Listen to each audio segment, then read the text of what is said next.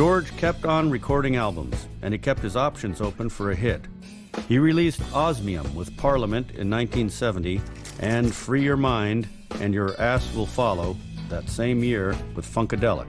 I'd started out writing for Rolling Stone as a journalist. One day I got 2 albums in the mail, Parliament and Funkadelic, and I realized this is the same band with 2 different labels, 2 different names, 2 different sounds. So I did the article for Rolling Stone, it came out.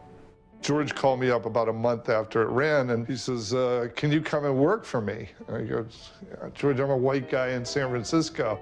He said, you could be a purple guy from Mars. You know what the funk's about. I'm going out with this big spaceship tour, and I need someone to spread the word. And I was like, George, a spaceship? And George said, yeah, a fucking spaceship. And to his credit, George put all of his resources and all the money that he was making and all the advances he could get from various record labels into building that mothership for live shows. The crowd would see the mothership fly, and then all of a sudden the stage would light up and the mothership would descend and smoke would go off and George would appear.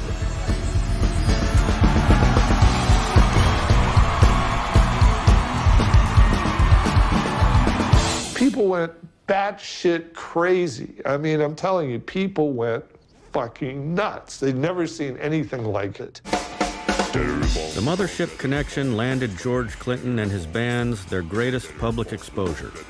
And he backed it up with his biggest song to date. Scream on the bunk, come on, give up. You get up off your ass now. It's that time now. Gotta have some funk. Scream on the bunk. With Give Up the Funk, George Clinton, Parliament, and Funkadelic left the underground behind. As soon as we put the record out, Star Wars came out. And it was just like, wow. But I think what got me going into the sci-fi really was Star Trek. I was a trekker, for real. Matter of fact, when Close Encounters came out, Julia Phillips, the producer of it, wanted me to do the soundtrack.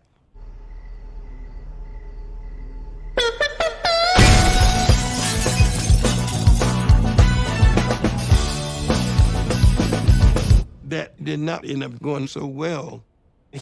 He was like, okay, something is wrong with this picture. So he figured if I start smiling like Bootsy doing, I'll get some mouth.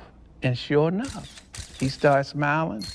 Every magazine you pick up, he had this big smile. I was like, that's Mo.